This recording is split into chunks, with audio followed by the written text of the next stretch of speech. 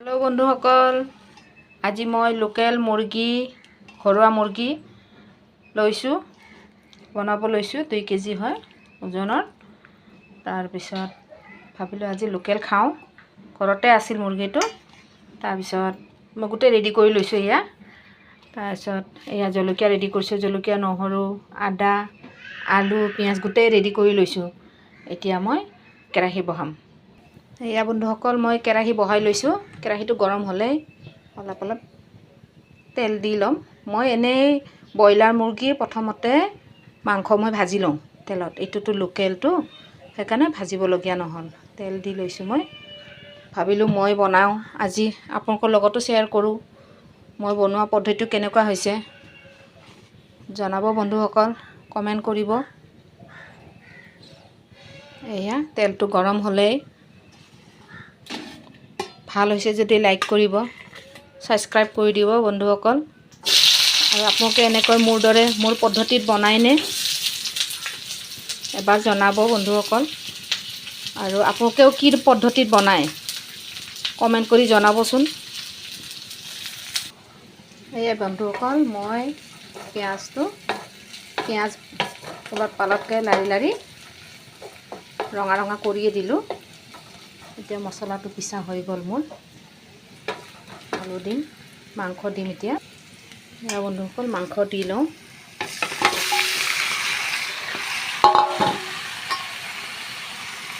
মাংস দি অলপ পালতকৈ লাৰি ঢাকি থৈ দিম।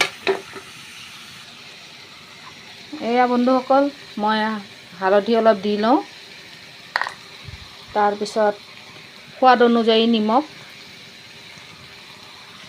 বেছি মাংস আছে ন 2 চামুচ লাগিব। তাৰপিছত অলপমান জিৰা দি দিওঁ, নহ'লে জিৰা আজিকালি গোন্ধাই নহয়, জিৰা আৰু ধনিয়া, সেইকাৰণে ৰংটো বদলিছে দেখিছে বন্ধুসকল। এনেকুৱা ভাজা হৈ যায় তাৰমানে, নহ'লে জিৰাৰ এটা গোন্ধ ওলাই যে, মই সেইকাৰণে জিৰাটো আগত দিওঁ। বন্ধুসকল, মই আলু দি লৈছোঁ। দি কেনে ইয়াতে বনালোঁ। এতিয়া মই অলপমান গোলমৰিচ দি লওঁ।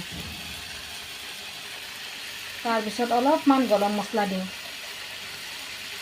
এইটো মানে এটা গোন্ধ থাকে নহয় মাংসৰ, সেইটো কাৰণত দি লৈছোঁ। তাৰপিছত আদা নহৰু মই পিছত দিম।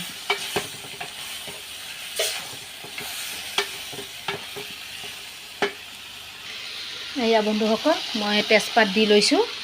দি উঠি এতিয়া মছলা দিবৰ হ'ল, মছলা দি লওঁ। তাৰপিছত মই মিক্সি জাৰটো যে এইটো অলপ ধুই দি দিওঁ। লাৰোতেতো অলপ পানী দিবই লাগে নহয় জানো, অলপ নৰম নৰম হ'লেহে লাৰিব পাৰি ধুনীয়াকৈ।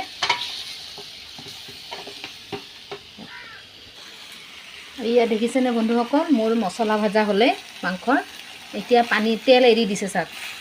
তেল এৰি দিয়া মানে মছলা ভাজা হোৱা।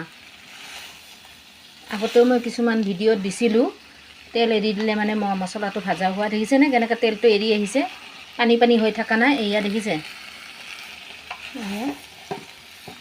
এতিয়া আমাৰ পানী দিবৰ হৈছে। মই পানী দি লওঁ, আজি অলপ জোল বনাম।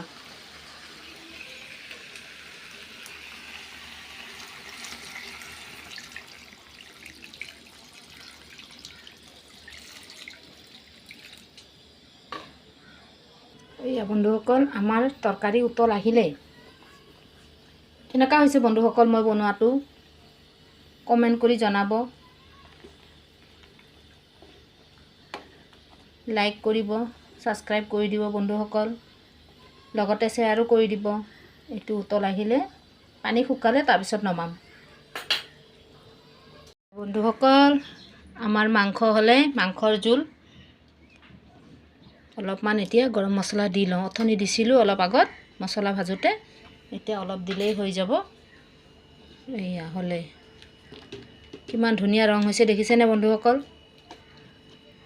কেনেকুৱা হৈছে মই বনোৱা মাংস কাৰী, চিকেন কাৰী, মাংসৰ জোল কেনেকুৱা হৈছে ক'ব বন্ধুসকল, কমেণ্ট কৰি জনাব,